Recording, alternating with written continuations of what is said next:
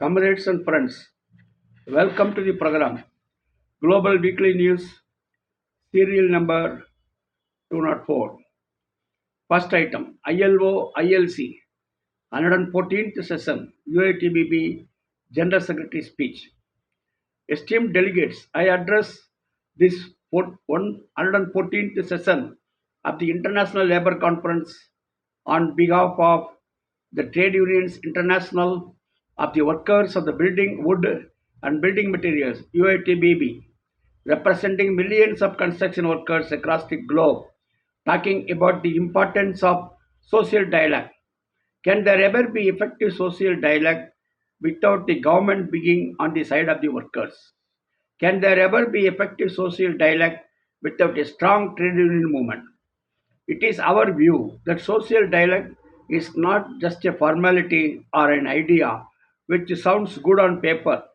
It is the basis of decent work and a fundamental mechanism for building more just societies. In the construction sectors, which builds the infrastructure of our world today, honest social dialogue between governments, employers, and workers can mean the difference between life and death, dignity and exploitation. Construction remains one of the most dangerous industries worldwide. Every year, approximately 60,000 workers lose their lives in workplace accidents, one every 8 minutes. Falls exposure to hazardous materials such as asbestos, heavy physical strain, and extreme weather conditions continue to claim thousands of lives and ruin countless families. These tragedies are not inevitable. They are the result of choices that prioritize profit margins over human lives. It is very well known that the rights of the workers, especially in the construction sector, are under attack worldwide, which underlines the importance of social dialogue even more. Today, collective bargaining coverage remains very low in many countries around the world. Conservative policies have weakened unions, promoted precarious and flexible forms of employment, and left millions of workers, especially migrants, youth, and women, exposed and vulnerable. So we need proper social dialogue, a social dialogue which, when supported by collective bargaining, when trade unions are present and collective agreements are respected, leads to improved safety standards, higher wages, and more humane working conditions. Governments have a decisive and irreplaceable role to play in this situation. They must be on the side of the workers, which are the ones which needs protection. This means the following: fully implementing and enforcing ILO conventions and recommendations on social dialogue, freedom of joining trade unions, and collective bargaining. Strengthening labor inspections, implementing labor laws to the full regarding the right to organize collective bargaining, heavy fines for collective agreements violations, etc. Involving the full cost of health and safety measures in proper budgets and imposing serious penalties on employers who neglect them. Esteemed delegates, construction workers build the future. They deserve to return home safely every evening, to earn living wages, and to have their collective voice respected in deciding their working conditions. Social dialogue without government commitment to workers' rights is just for show, which deepens inequalities and imbalances between capital and labor. Only when governments protect the vulnerable can social dialogue deliver real progress towards decent work, reduced inequality, and sustainable development. For UATBB, the choice before us is clear. Either we strengthen social dialogue and the regulatory role of the state in favor of workers, or we continue down a path that deepens exploitation. Thank you. Second item, comrades, leftist candidates towards presidential election victory in Peru. In the South American country Peru, second round presidential elections took place on 7th June after counting of 96.27% votes. Leftist candidate Roberto Sanchez got 50.12% votes. Rightist candidate got 49.88% votes. The difference is only 40,000 votes. Final result will be announced after a few days when the full counting is over. Item number third complaint, very important item. World Federation of Trade Unions, WFTU General Secretary, Kirtis Kyritsis speech in ILO ILC 114th session at Geneva. Mr. Chair, Mrs. Chair, ladies and gentlemen, delegates, the genocide of Palestinians in Gaza by the murderous Israeli state with the support of US, European Union and other allies. They tried to strangulate Cuba that the illegal and immoral energy blockade threats of military intervention, the military invasion in Venezuela and the abduction of the country's president and the unprovoked illegal attack on Iran once again reveal the character and inhuman nature of the imperialists and remind us that the global geopolitical and economical antagonists constitute real threat towards peace and security. The report on the situation of workers in the occupied Palestinian territory is only a description of the drama. The Palestinians, however, need something more. They need measures that impose a ban on the occupying power and addresses the consequences of Israeli apartheid. At the time when science and technology have driven labor productivity to unprecedented levels, the living and working conditions all over the world failing to improve and is worsening. While profits are expanding and immense wealth, the results of exploitation is concentrated in the hands of only a few people.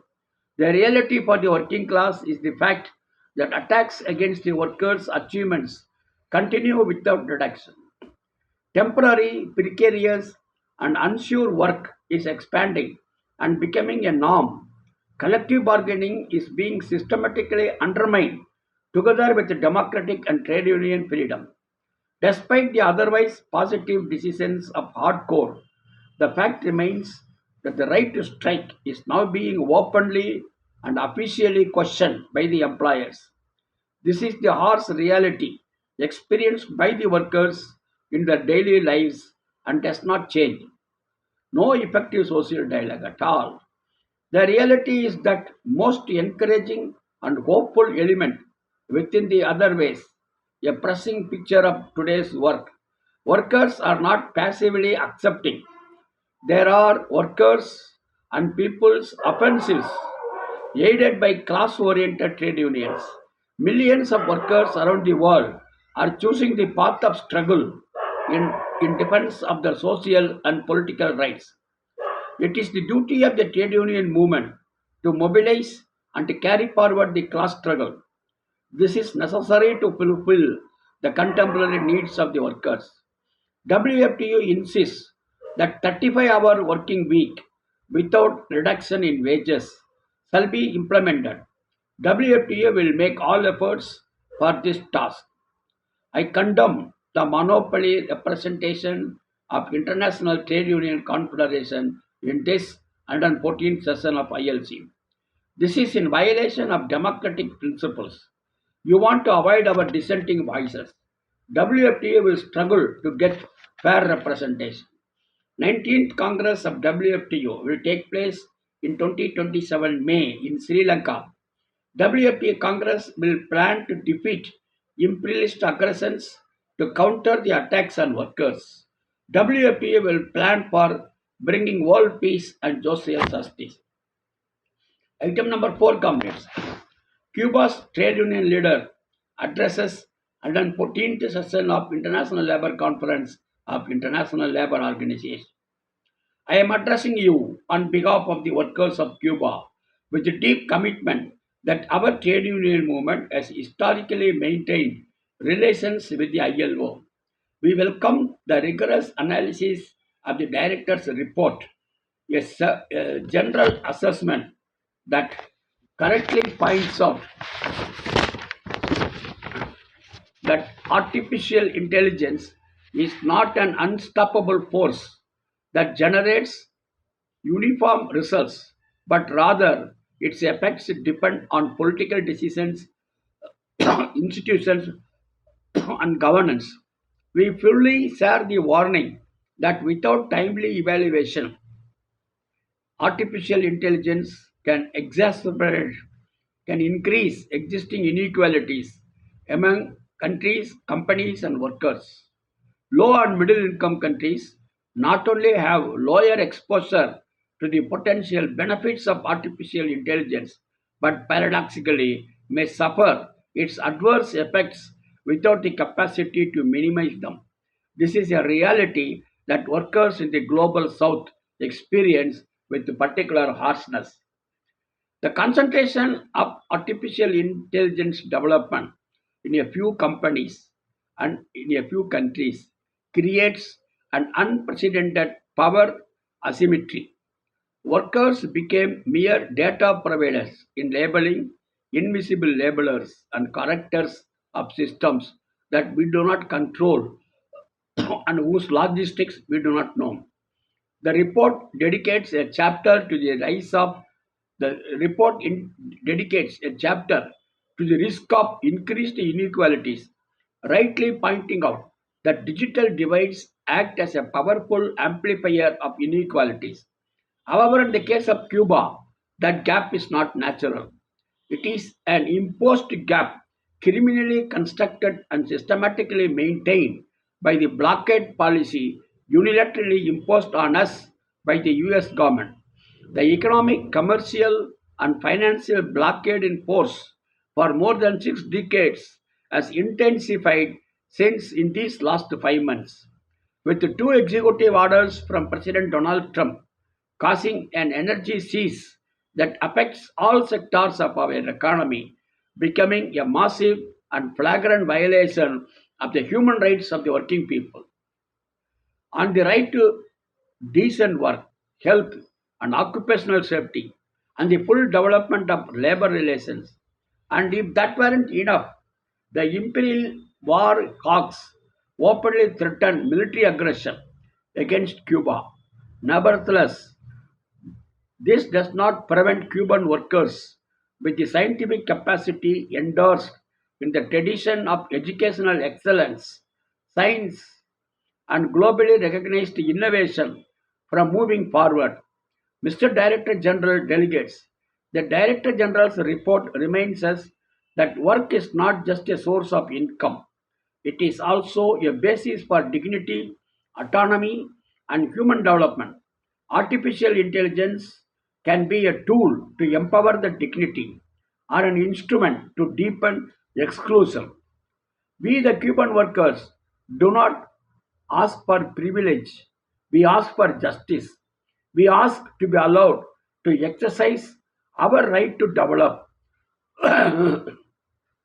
to access technology, to train workers, to all friends and trade union organizations around the world who, in such sacred moments, such as the ones we are living today, have spoken out on every stage in favor of our struggle. Therefore, we reaffirm that Cuba is not alone in the centenary year of the historic leader of the Cuban Revolution, Fidel Castro. Cuban workers joined the call for no to the wars that have caused a catastrophe at the international level. We condemn the extreme violence against the Palestinian workers and people.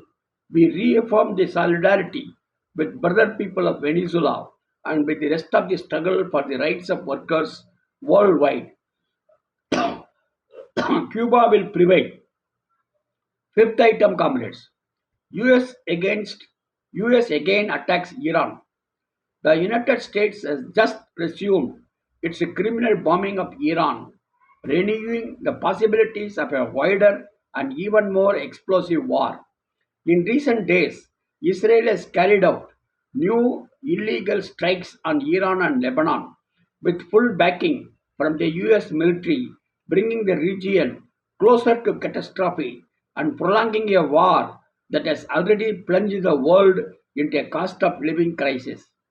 This crisis did not emerge overnight.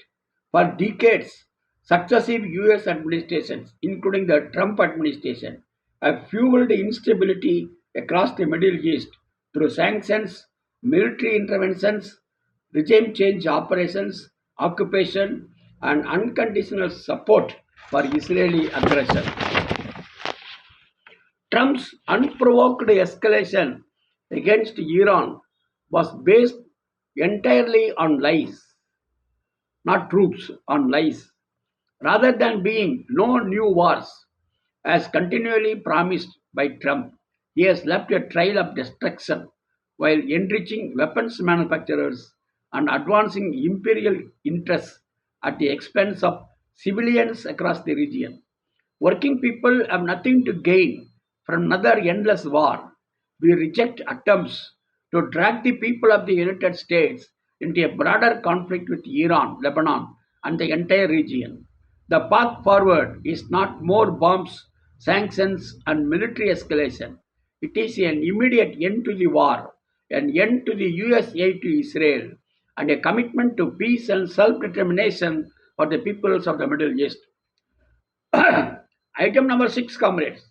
Communist mayor in Italy, Comrade Manuel Minirvani, 36-year BE mechanical engineer, won the mayoral election in Molbetta town in Italy. This comrade is in the front line for pro-Palestinian solidarity struggles. He has guided in several struggles of the workers. Molpetta is a town with 6 lakh population. This town now is going to be under communist governance. Item number 7, comments. Important labor court judgment in South Africa. The South African Federation of Trade Unions, SAPTU, warmly congratulates its affiliate, the National Union of Public Services and Allied Workforce, NUMSA, on its important labor court victory. This victory is not merely a victory for NUPSA, it is a victory for every worker who believes that the right to freely choose a trade union is a fundamental democratic right that must be protected against interference by employers, the state, and the vested interests within the labor movement itself. The Constitution guarantees freedom of association. Instead of allowing workers to determine their own future, these forces often seek to preserve institutional monopolies and privileged positions at the expense of workers' constitutional rights.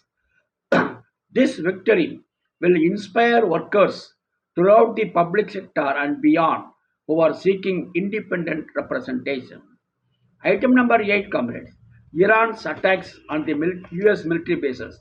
As per report of the Islamic Revolutionary Military Corps, Iran's missiles and suicide drones have attacked the US army bases, including in Bahrain and Kuwait. This is an unprecedented worse attack. This is in retaliation to US attacks against Iranian targets. Item number 9. WFP supports railway workers' strike in France. World Federation of Trade Union expresses its full solidarity with the 24-hour strike in the railways in France. The strike is the militant response to the deterioration of working conditions, the rising prices, and the liberalization and commercialization of the railways, promoting the just demands of the workers who are fighting for wage increases, dignified working conditions, and public, affordable, and safe transport in France. Lastly, comrades, well, Cuba is not alone. The World Federation of Trade Unions calls upon all its affiliates all over the world and friends to take immediate initiatives and contribute actively to the success of the important international campaign, including the signature campaign in defense of Cuba. Thank you, comrades. Lal Salam. See you next week.